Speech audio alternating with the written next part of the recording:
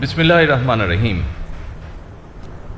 জুলাই গণ অভ্যুত্থান স্মৃতি জাদুঘরের উদ্বোধনী অনুষ্ঠানের সম্মানিত সভাপতি, মন্ত্রিপরিষদ সদস্যবৃন্দ, উপদেষ্টাবৃন্দ, অন্তর্বর্তীকালীন সরকার প্রধান ডক্টর মোহাম্মদ ইউনূস, জাতীয় সংসদের সদস্যবৃন্দ, members of the diplomatic core, July গণ অভ্যুত্থানের শহীদ পরিবারের সম্মানিত সদস্যবৃন্দ, আহত জুলাই যোদ্ধা এবং আন্দোলনে অংশগ্রহণকারী বীর জনতা এবং বিখ্যাত ফটোগ্রাফার জনাব শহীদুল আলম, বিভিন্ন রাজনৈতিক দলের উপস্থিত নেতৃবৃন্দ, শিক্ষাবিদ, গবেষক, লেখক, উপস্থিত শিল্পী এবং সংস্কৃতিবৃন্দ এবং উপস্থিত সকল আমন্ত্রিত অতিথিবৃন্দ, আসসালামু আলাইকুম।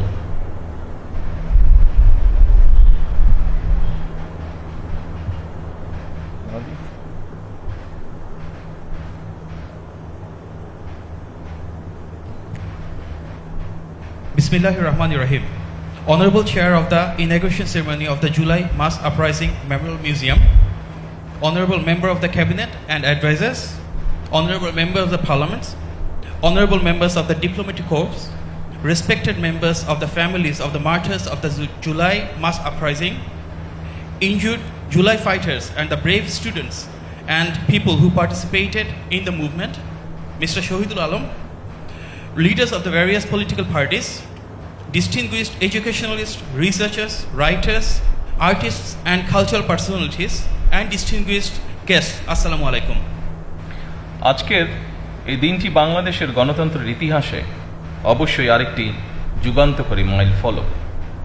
দীর্ঘ ১.৫ দশকেরও বেশি সময় ধরে ফ্যাসিবাদ বিরোধী আন্দোলনে হাজার হাজার মানুষ গুম, অপহরণের শিকার হয়েছিলেন। Today marks yet another landmark in the democratic history of Bangladesh.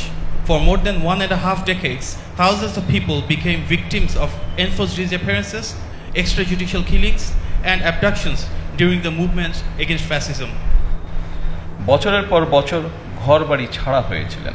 শুধুমাত্র জুলাই আগস্ট অভ্যুত্থানেই শহীদ হয়েছিলেন হাজারো ছাত্র, জনতা, নারী ও শিশু। আহত হয়েছিলেন কমপক্ষে ৩০,০০০ মানুষ। Millions of people endured repressions, persecution, and false cases, forcing them to remain away from their homes for years.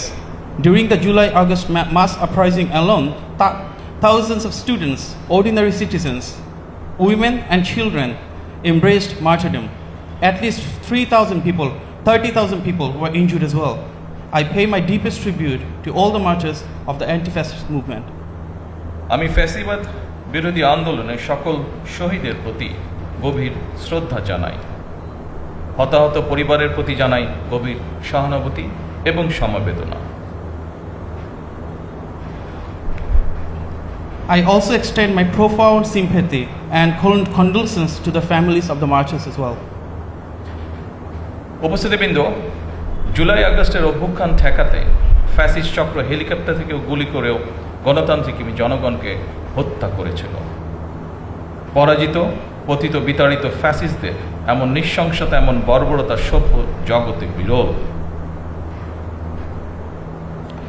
To suppress the July-August mass uprising, the fascist regime even opened fire from helicopters, killing democracy-loving citizens. Such brutality and barbarity by the defeated and ousted fascist forces are rare in the civilized world. ফ্যাসিবাদী শাসনামলে গুম, খুন, অপহরণকে স্বাভাবিক নিয়মে পরিণত করে ফেলা হয়েছিল। দীর্ঘ ১.৫ দশকের বেশি সময় ধরে চলা এই নৃশংসতা শুধুমাত্র স্বাধীনতা পরবর্তী তৎকালীন সরকারের ৩.৫ বছরের দুঃশাসনের সঙ্গেই তুলনা চলে। During the fascist regime, enforced disappearances, killings, and extrajudicial killings had become routine. The atrocities committed over more than 1.5 decades can only be compared with the 3.5 years of misrule by the post-independence Awaमी League government. আজকের ঐতিহাসিক জুলাই গণ অভ্যুত্থান স্মৃতি জাদুঘর ভবিষ্যতের প্রজন্মের সামনে তাদের পূর্বসূরিদের সাহসী ইতিহাস যেমন তুলে ধরবে, অপরদিকে তাদের সামনে উন্মোচিত হবে বিতাড়িত ফ্যাসিস্টদের মুখোশ। In this context, today's historic July Mass Uprising Memorial Museum will present to future generations the courageous history of our forefathers' sacrifices. At the same time, it will expose before them the true face of the ousted fascists. এই স্মৃতি জাদুঘর আমাদের জনগণের সংগ্রাম, আত্মত্যাগ, বেদনা, সাহস ও গণতান্ত্রিক আকাঙ্ক্ষাকে জাতীয় স্মৃতিতে স্থায়ীভাবে ধারণ করার এক ঐতিহাসিক উদ্যোগ। The Memorial Museum is a historic initiative to permanently preserve in our national memory the struggle, sacrifice, pain, courage, and democratic aspirations of our people. আমি আশা করি এই জাদুঘর শুধুমাত্র 2024 সালের নৃশংস ঘটনার স্মারক হবে না। এই জাদুঘর বাংলাদেশের মানুষের সামগ্রিক গণতান্ত্রিক অভিযাত্রার সঙ্গে জুলাই গণ অভ্যুত্থানের সম্পর্ক তুলে ধরবে। শুধুমাত্র জুলাই গণ অভ্যুত্থানই নয়, এখানে বাংলাদেশের প্রতি গণতান্ত্রিক আন্দোলন সংগ্রামের ইতিহাসও সংরক্ষিত থাকা জরুরি। I hope this museum will not merely serve as a memorial to the tragic events of 2024. Rather, it will illustrate the connection between the July Mass Uprising and the broader democratic journey of the people of Bangladesh over the years. It is essential that this museum preserve not only the history of the July Mass Uprising, but also the history of every democratic movement and struggle in Bangladesh. ইতিহাস সাক্ষী, বিতাড়িত ফ্যাসিবাদী চক্র কখনোই দেশে গণতান্ত্রিক শাসনকে মেনে নিতে পারে নাই। এদেরই পূর্বসূরিগণ 1975 সালে সংবিধান পরিবর্তন করে দেশে গণতন্ত্রের কবর রচনা করেছিল। History bears witness that the ousted fascist forces have never accepted democratic governance in the country. Their predecessors buried democracy by attending and amending the constitution in 1975. Later, the proclaimer of Bangladesh's independence, Shohid President Ziaur Rahman, upon assuming the responsibility of governing the state, restored multi-party democracy in the country. পরবর্তীতে বাংলাদেশের স্বাধীনতা ঘোষক শহীদ president Ziaur Rahman রাষ্ট্র পরিচালনার দায়িত্বে এসে দেশে পুনরায় বহুদলীয় গণতন্ত্র পুনঃপ্রতিষ্ঠিত করেছিলেন। এইসব ইতিহাস জুলাই গণ অভ্যুত্থান স্মৃতি জাদুঘরে সংরক্ষণ করা হলে ভবিষ্যৎ প্রজন্ম অবশ্যই উপকৃত হবে। If this history is preserved in the July Mass Uprising Memorial Museum, future generations will undoubtedly benefit from it. আমি আশা করি এই জাদুঘরে জুলাই আগস্টের রক্তক্ষয়ী গণ অভ্যুত্থানের শহীদদের পরিচয় ও জীবন কথা, আহতদের সাক্ষ্য, গণ অভ্যুত্থানে অংশগ্রহণকারী বীর ছাত্র জনতার প্রত্যক্ষ অভিজ্ঞতা, আলোকচিত্র, ভিডিও চিত্র, সংবাদ প্রতিবেদন, পোস্টার, দাওয়াল লিখন, গ্রাফিতি, কার্টুন, কবিতা, গান, নাটক, চিত্রকর্ম, ব্যক্তিগত স্মারক এবং ডিজিটাল উপাদান ও সংরক্ষিত থাকবে। I hope this museum will preserve the identities and life stories of the martyrs of the July-August mass uprising, the testaments of the injured, the first-hand experiences of the brave students and citizens who participated in the uprising, their photographs, video footages, news reports, posters, wall writings, graffiti, poems, songs, dramas, works of art, all the creative work, personal, memorial, and digital archives as well. যারা এই জাদুঘরে নিজেদের ব্যক্তিগত স্মারক, দলিল, আলোকচিত্র, শিল্পকর্ম জাদুঘরের জন্য প্রদান করেছেন, তাদেরকে আমি আন্তরিকভাবে ধন্যবাদ জানাই। I extend my sincere gratitude to all those who have donated their personal experiences, documents, photographs, and works of art to enrich this museum. উপস্থিত সুধীবৃন্দ, আমি বিশ্বাস করি অসম্পূর্ণ, অতিরঞ্জন বা উদ্দেশ্য প্রণোদিত বয়ান ইতিহাসকে শক্তিশালী করে না। Distinguished guests, I firmly believe that incomplete, distorted, or motivated narratives do not strengthen history. বরং তা ইতিহাসের বিশ্বাসযোগ্যতাকে দুর্বল করে এবং ভবিষ্যৎ বিভেদের কারণ হয়ে দাঁড়ায়। Rather, they undermine its credibility and become a source of division for future generations. সুতরাং প্রতিটি বিষয় যথাসম্ভব সত্যতা নিশ্চিত থাকা প্রয়োজন। একই সঙ্গে জাদুঘরে রাখা বিষয়বলী সম্পর্কে বাংলার পাশাপাশি ইংরেজি এবং অন্যান্য ভাষা উপস্থাপিত হলে বিশ্বের ভিনদেশী মানুষ ভিন্নভাষী মানুষ বাংলাদেশের গণতান্ত্রিক সংগ্রামের ইতিহাস সম্পর্কে জানতে সুবিধা হবে। Therefore, every effort must be made to ensure the highest possible degree of historical accuracy. At the same time, if the exhibits and information displayed in this museum are presented not only in Bangla but also in English and other languages, people from around the world will be able to learn about the history of Bangladesh's true democratic struggle. উপস্থিত শহীদ পরিবারের শোকাহত সদস্যবৃন্দ, ফ্যাসিবাদ বিরোধী আন্দোলনে যারা হতাহত হয়েছেন, পর্যায়ক্রমে আইনের যথাযথ প্রক্রিয়া অনুসরণ করে সেই বিচার হবে স্বচ্ছ, নিরপেক্ষ এবং বিশ্বাসযোগ্য। সরকার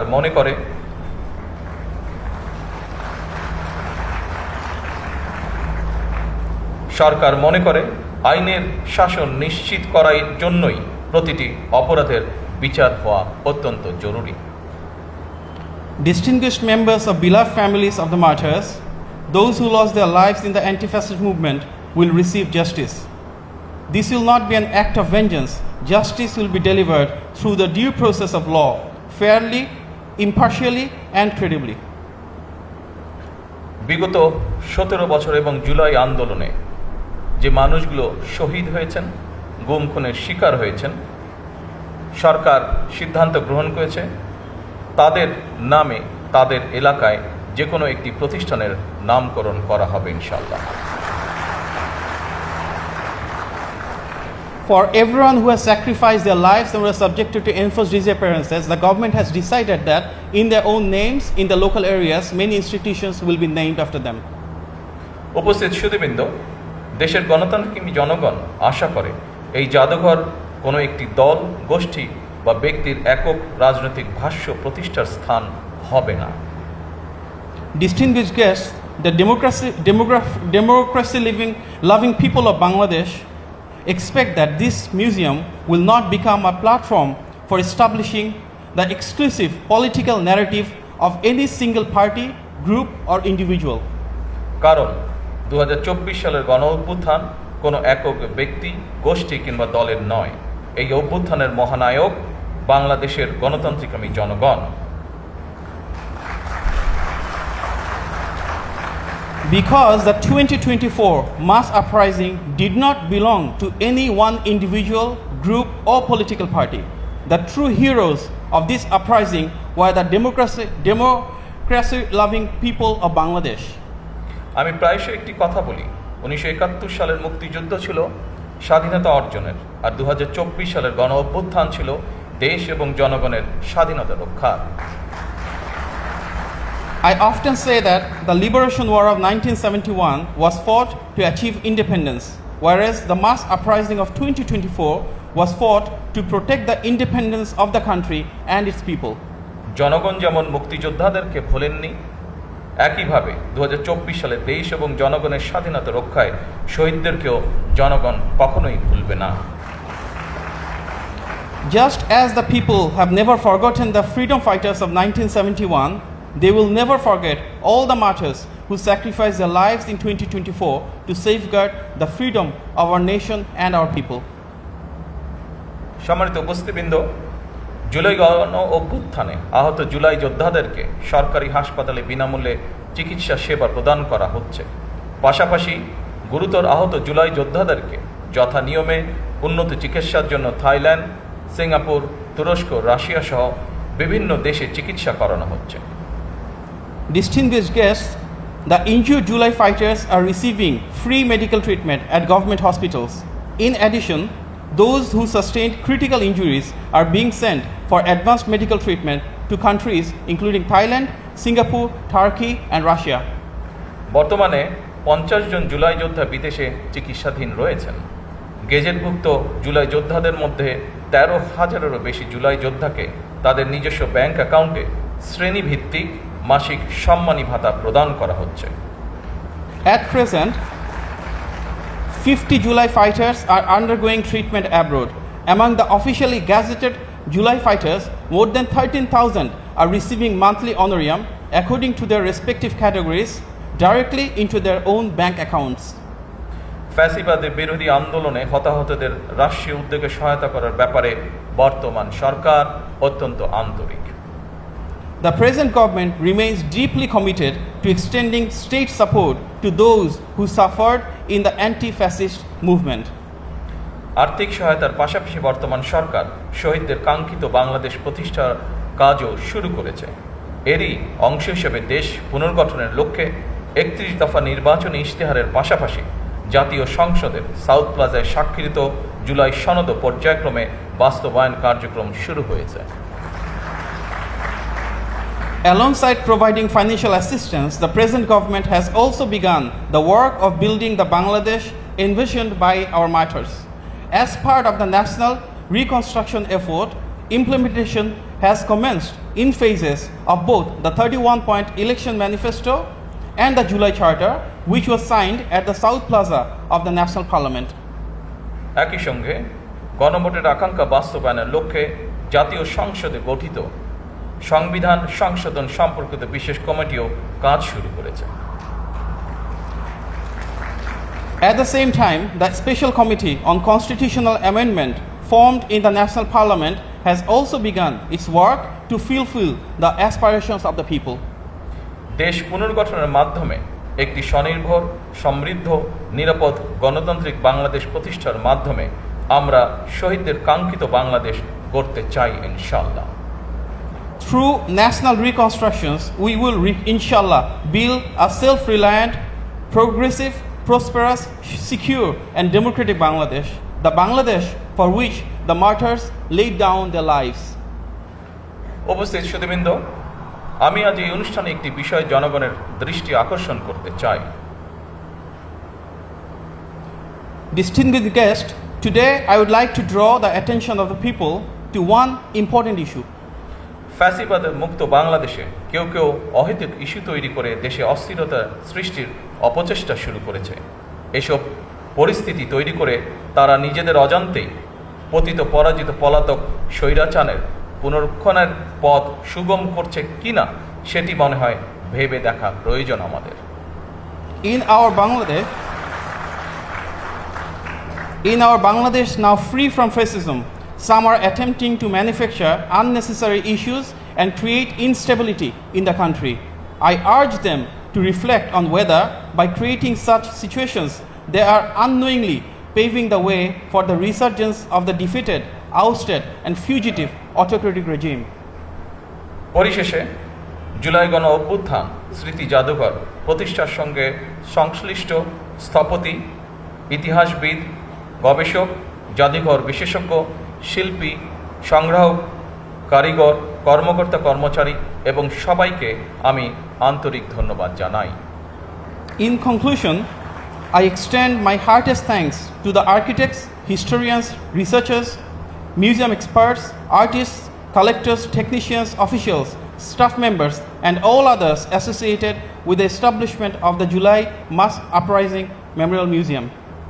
আজকের এই দিনে আমি আরও ধন্যবাদ জানাতে চাই বাংলাদেশ সশস্ত্র বাহিনীকে গণতন্ত্র এবং জনগণের পক্ষে অবস্থান গ্রহণের জন্য।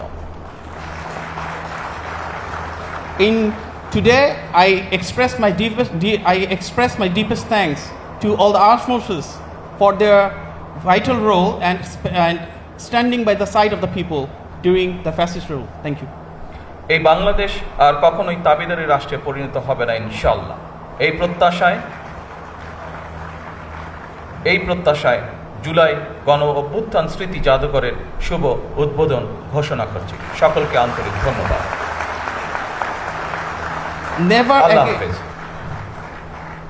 Never again shall Bangladesh become a subservient state any further. With this hope and conviction, I hereby declare the July Mass Uprising Memorial Museum officially inaugurated. Thank you all. Allah Hafiz.